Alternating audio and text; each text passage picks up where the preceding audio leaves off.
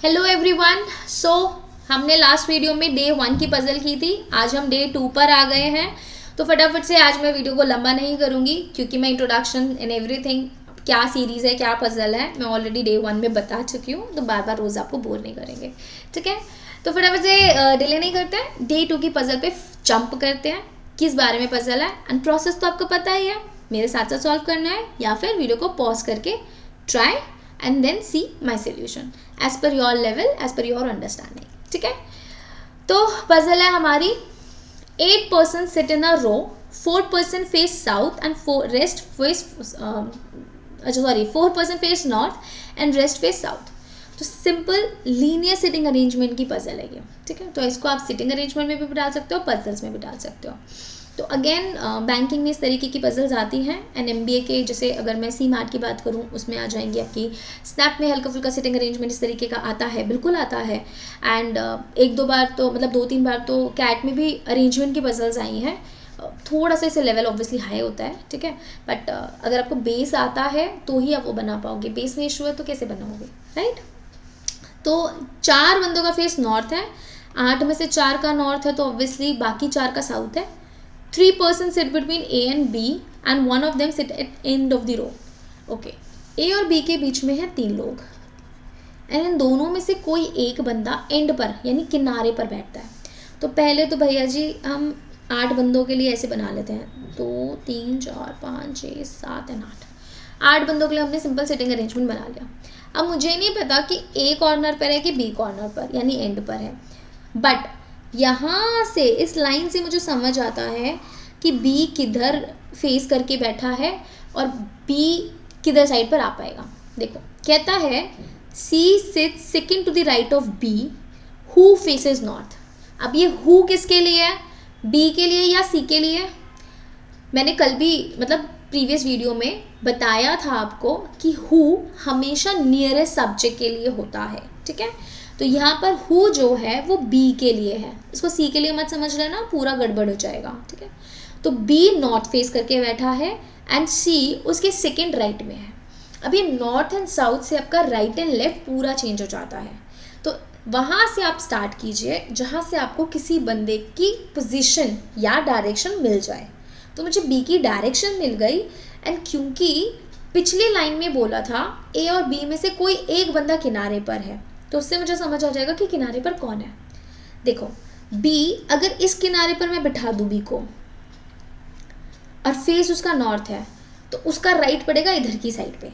ठीक है, तो राइट अगर इधर की साइड पड़ेगा तो C को कैसे बिठाएगा, वो तो खाई में गिर जाएगा ना। तो B को इस किनारे पर बिठाना पड़ेगा A B में से। ठीक है, B को इधर बिठा दिया नॉर्थ फेस से, नॉर्थ फेसिंग है तो उसका राइट इजीली पड़ जाएगा। ठीक है, एंड 1 2 3 पीपल छोड़ करके A इधर आ जाएगा। I hope this is making sense. अब C उसके सेकेंड राइट में है, सेकेंड राइट। अब अगला कन्फ्यूजन का पॉइंट काफ़ी स्टूडेंट्स को राइट और लेफ्ट में यहाँ पर होता है। राइट लेफ्ट तो हो जाता है लेकिन सेकेंड थर्ड में कितने छोड़ने हैं कितने नहीं छोड़ने ये कन्फ्यूज़ हो जाते हैं। देखो अगर किसी बंदे के रेस्पेक्ट में जब कभी भी बोला जाता है सेकेंड तो उस बंदे को कंसिडर नहीं करते हैं। ठीक है, तो अगर B के सेकेंड राइट में है, सेकेंड बोला है तो बीच में एक बंदा, थर्ड बोला है तो बीच में 2 बंदे, फोर्थ बोला है तो बीच में 3 बंदे, इस तरीके से छोड़ दीजिएगा अगर किसी बंदे के रेस्पेक्ट में। बट अगर किसी किनारे से बोला है लेफ्ट एंड राइट एंड, ठीक है, तो वो किनारे की पोजीशन भी काउंट होती है। जैसे अगर मैं बोल देती कि C लेफ्ट एंड से सेकेंड राइट है, ठीक है, लेफ्ट एंड से सेकेंड बैठा है, सॉरी, तो लेफ्ट एंड ये वाला होता, उससे सेकेंड, लेफ्ट एंड यहाँ से सेकेंड, मतलब इसको फर्स्ट कंसिडर करते हैं लेफ्ट एंड को। आपको कर्सर दिख रहा है ना मेरा, लेफ्ट एंड इसको फर्स्ट कंसिडर करते एंड ये वाला हमारा ये पोजीशन हमारी सेकेंड हो जाती उस केस में। पर अगर बंदे के रेस्पेक्ट में बोल रहा है तो आपको बंदे को फर्स्ट कंसिडर नहीं करना, उसके राइट वाली पोजीशन फर्स्ट है एंड ये पोजीशन सेकेंड है।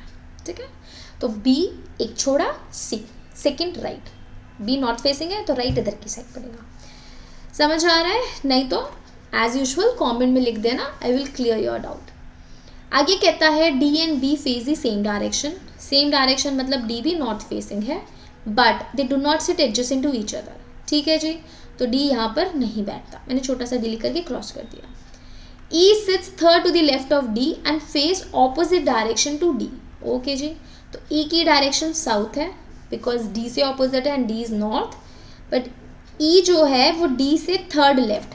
अब डी से थर्ड लेफ्ट है तो यानी थर्ड है, बीच में दो बंदे छोड़ने पड़ेंगे, ठीक है, बंदों से बंदे का कंपैरिजन हो रहा है, तो डी से ई थर्ड मतलब बीच में दो छोड़ना है, तीसरा नंबर पर ई बैठ जाएगा, ठीक है। अब डी क्योंकि यहाँ तो बैठ नहीं सकता, डी को ए के इधर की साइड अगर मैं बिठाऊँ तो दो छोड़ कर के बी आ जाएगा, नॉर्थ फेसिंग है तो लेफ्ट इधर पड़ेगा ना, नॉर्थ फेसिंग इज जैसे अभी मैं बैठी हूँ that is north facing, left ऐसे पड़ जाएगा, साउथ फेसिंग उल्टा हो जाता है, जैसे मेरे आमने सामने कोई बंदा बात कर होगा that would be south facing, ठीक है।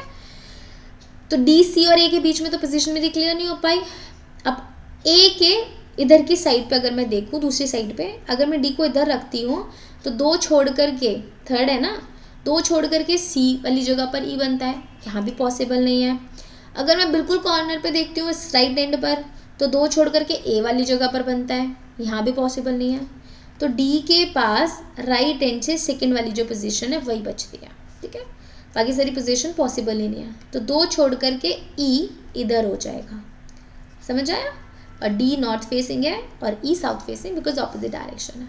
तो यहाँ तक तुम्हारी सारी बात क्लियर हो गई। फिर कहता है G sits third to the right of C. G जो है वो सी के थर्ड राइट में है, थर्ड का मतलब है बीच में दो छोड़ने हैं, ठीक है, इधर जी है। अब देखो सी की डायरेक्शन तो मालूम नहीं है अपने को, तो उसका लेफ्ट राइट कैसे डिसाइड करेंगे। सी के इधर की साइड टुवर्ड्स बी, दो ही तो बंदे हैं, दो बंदे छोड़ करके तीसरे बंदे पे कैसे बिठा सकती हो, राइट। तो अगर यहाँ पे जगह होती तो मैं सोचती कि सी साउथ फेसिंग हो सकता है, बट यहाँ जगह ही नहीं है। तो सी का राइट फिर इधर की साइड ही पॉसिबल है, एंड राइट इधर साइड पॉसिबल कराने के लिए, इधर दिख रहा है ना आपको स्क्रीन पे, राइट इधर साइड दिखाने के लिए मुझे सी का फेस नॉर्थ करना पड़ेगा, ठीक है। तो सी का फेस नॉर्थ हो गया, राइट दो छोड़ करके जी इधर आ जाएगा, डी ए और डी के बीच में, ठीक है। Both the immediate neighbours of G face same direction, okay. तो जी का एक नेबर नॉर्थ है तो दूसरा नेबर भी नॉर्थ हो जाएगा। अब देखो मुझे नॉर्थ वाले चारों बंदे मिल गए, बी सी ए डी, तो रिमेनिंग चारों बंदे साउथ फेसिंग है। उसने बोला था ना चार बार north facing and the rest are south facing, तो चार नॉर्थ मिल गए तो चार साउथ हो गए। आगे कहता है H sits to the right of F, F के राइट में। अब दो पोजीशन खाली हैं, एक बी के बगल वाली और एक डी के बगल वाली। अब दोनों ही साउथ फेसिंग है। नॉर्मली याद रखो, नॉर्थ में जहाँ राइट होता है साउथ में वो लेफ्ट होता है, नॉर्थ में जहाँ लेफ्ट होता है साउथ में वो राइट होता है, ठीक है। तो किसको किसके इधर बिठाएं कि वो एफ का राइट बन जाए। देखो एफ के राइट में एच बैठा है। इसकी हिंदी करने में भी बहुत लोगों को प्रॉब्लम होती है, तो ध्यान से करो, पीछे से हिंदी करा करो इसकी। ऑफ एफ, ऑफ का मतलब का होता है, ऑफ एफ, एफ के राइट में एच बैठा है, तो एफ को इधर बिठाओगे बिल्कुल लास्ट में कॉर्नर पे राइट एंड पर, उसका फेस साउथ फेसिंग होगा तो राइट इधर पड़ेगा, ठीक है। ऐसे साउथ फेसिंग हुआ, राइट इधर की साइड पड़ेगा। आप अपने आप को, जैसे अभी मैं बैठी हूँ, आप अपनी दूसरी पोजीशंस पे देखो, तो एफ इधर बना और एच इधर आ जाएगा, that's it, this was the arrangement. बहुत सिंपल अरेंजमेंट है, थोड़ा थोड़ा समझाने में टाइम लगा बट ज़्यादा कुछ डिफिकल्ट नहीं है, ठीक है।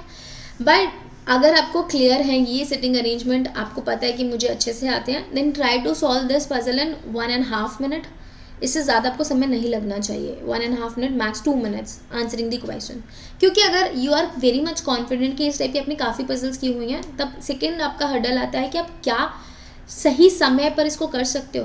पेपर में टाइमिंग अनदर रोल प्ले करेगी, बिकॉज अगर आप जल्दी कर पा रहे हो तो आप ज़्यादा अटेम्प्ट्स कर पाओगे, एंड जल्दबाजी में प्रॉब्लम प्रेशर की, केयरलेस मिस्टेक की भी होती है। तो आप सेकेंड स्टेप पे फिर वर्क करो अगर आपको फर्स्ट स्टेप क्लियर है, ठीक है। फिर आप इसके क्वेश्चंस देख लेते हैं। First question says, question number 6, what is the position of F with respect to E. E से क्या है, देखो ई और एफ, ई का लेफ्ट है 1 2 3 4, फोर्थ लेफ्ट है, ठीक है। लेफ्ट कैसे, साउथ फेसिंग है ना, तो राइट इधर पड़ेगा, लेफ्ट इधर पड़ेगा, तो 4 to the left, C option is the correct answer. Who among the following से just right of B, B के जस्ट राइट में कौन आया था, एच, बी के बिल्कुल बगल में एच है ना। How many person sit to the left of G, G के लेफ्ट में कितने लोग हैं, देखो जी ये है, अब जी का लेफ्ट किधर है, जी का लेफ्ट है ये, जहाँ पर डी और एफ है, बिकॉज जी साउथ फेसिंग है, इधर साइड राइट जाएगा, इधर साइड लेफ्ट जाएगा, तो ओनली 2 पीपल आर देयर, तो प्लीज़ कंफ्यूज नहीं होइएगा, कभी इसमें 5 लगा दो, ठीक है। Which of the following pair is dissimilar to the other 4 pairs. Dissimilar मतलब ऑड वन आउट आपने बताना है। CEAG, ओके, CE बिल्कुल बगल बगल है, north facing south facing. AG भी बगल बगल है, north facing south facing. DFBH, DF भी नॉर्थ फेसिंग साउथ फेसिंग बगल बगल, एंड BH भी नॉर्थ साउथ, ठीक है। GC में इशू होगा, G इधर है, C इधर है, ऑल्दो नॉर्थ एंड साउथ है बट काफ़ी दूर दूर है, तो this is odd one out, ठीक है। बाकी सारे सेम पैटर्न फॉलो कर रहे हैं।